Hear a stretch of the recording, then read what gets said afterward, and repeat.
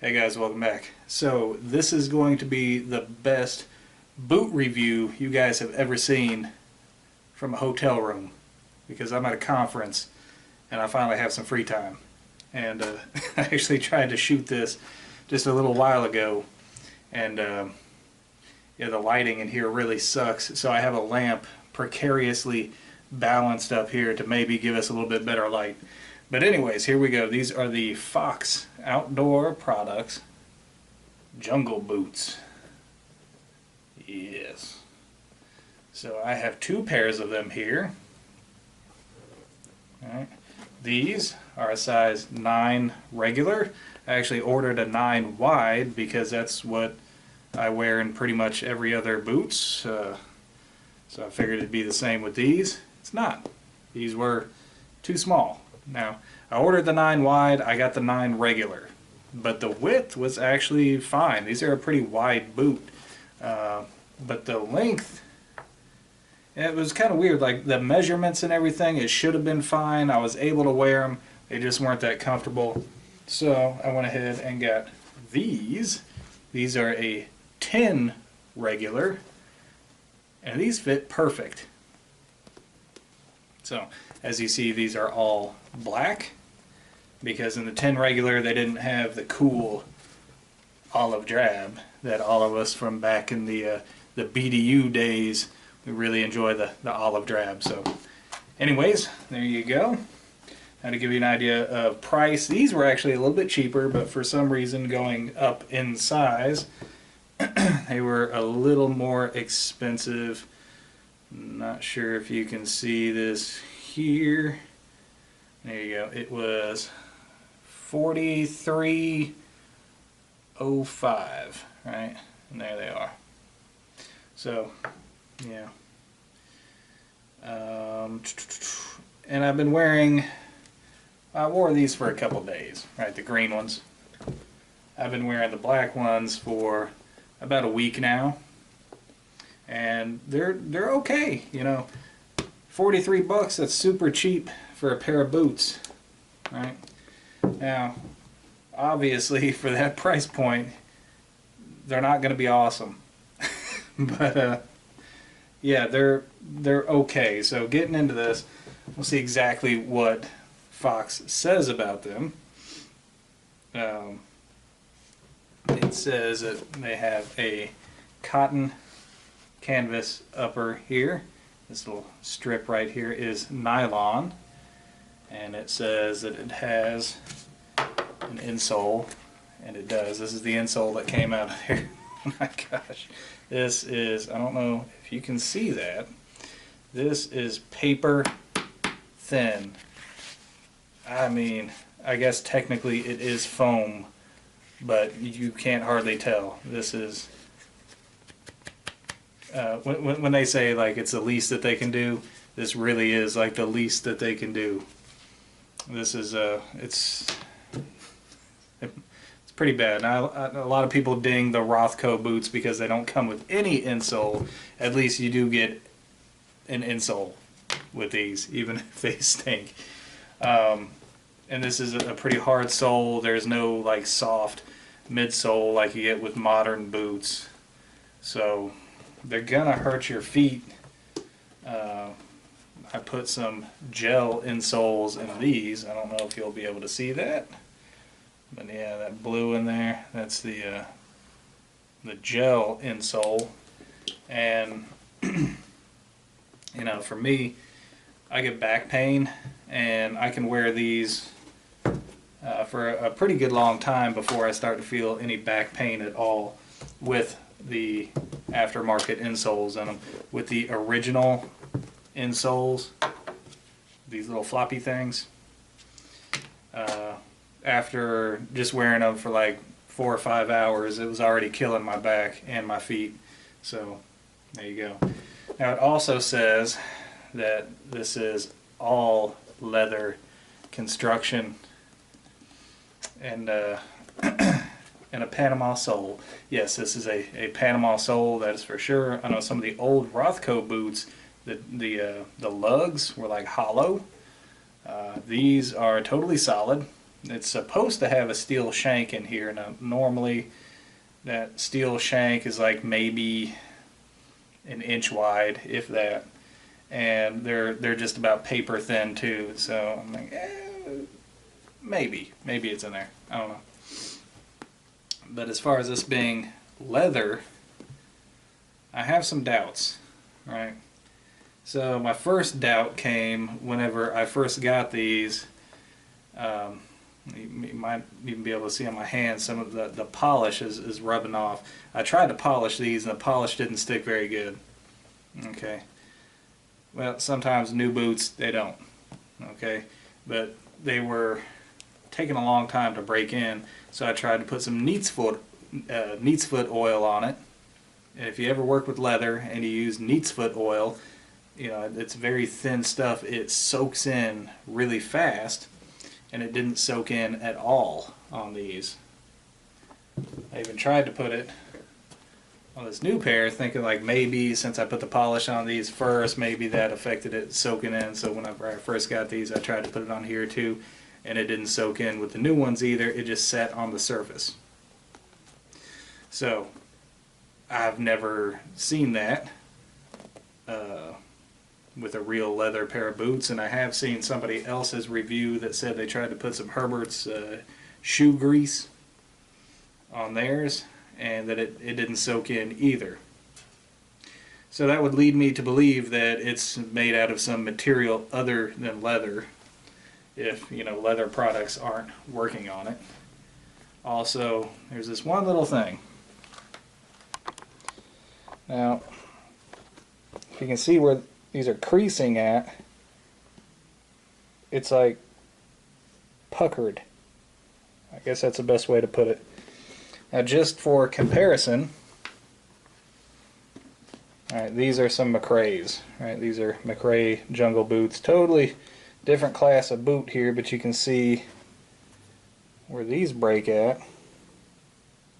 It's not puckered at all, it's wrinkled. That's typically what you see with real leather. Right? Just like your skin, it'll wrinkle, but puckering would normally indicate that you've got two materials stuck together that are bending at different rates, right? So if it is leather, then I would think maybe it's like some thin face sheet of leather that's like glued to some synthetic material. Now, I got to thinking, how could I show that it is or isn't leather? Well, I think I'm going to cut into this pair, since I'm not going to wear this pair, right? Because it's too small. I think I'm just going to cut right in here and see what it looks like on the inside. Okay, so for this little operation, we're going to use this giant overkill knife here. All right, this is the Buck Brahma. Let's get those out of the way, and start right here on the toe. Okay, it's kind of tough.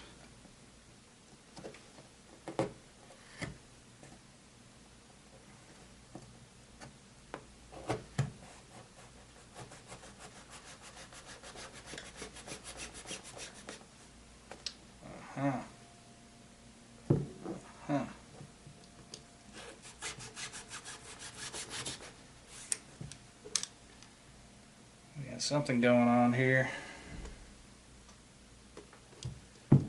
but it looks like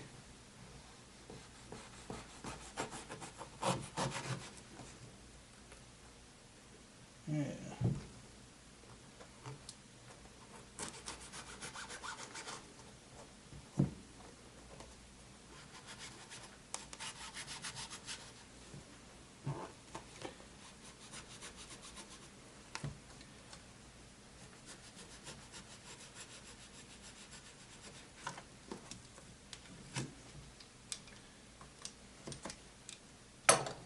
Alright, let's take a look at this.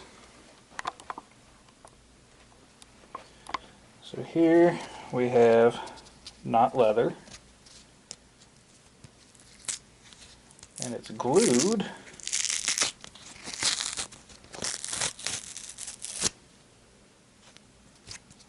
to several layers here.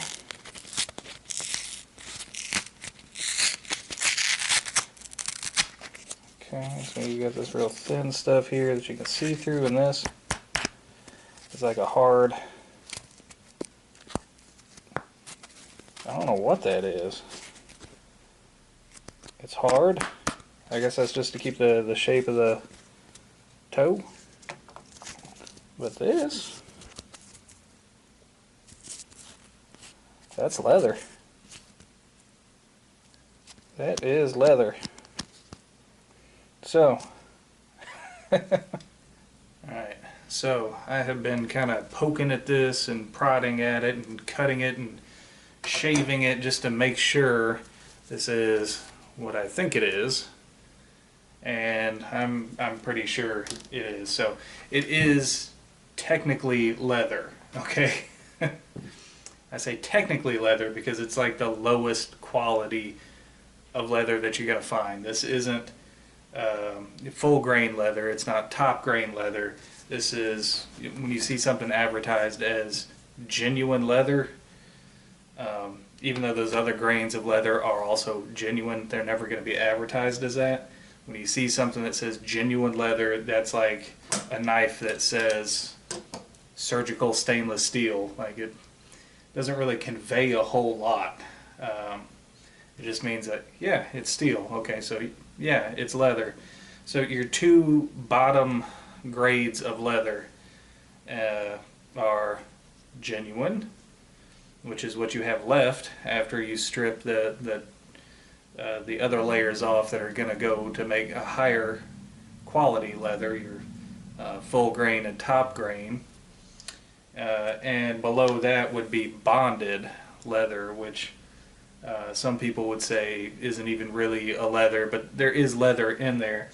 And what that is where they take what's like the scraps and they grind it all up, and they mix it with like a glue, and they slap it on a backing. It's usually like a fiber or a cloth backing, and it's pretty low quality stuff. It ends up only being, you know, maybe 20% actual leather if you're lucky, okay? But if that were the case here, you would see a fiber backing, and I don't see any fiber backing there. I mean, this is flattened out because that's where the glue was, but this is what you got. So, alright, there you go. And let me make sure I didn't lose anything here. So, genuine leather, it's basically a buzzword, right? It goes through sanding and layers of artificial grain to give it a false natural look. They spray it with stain and dyes, and it's sometimes even like types of paint.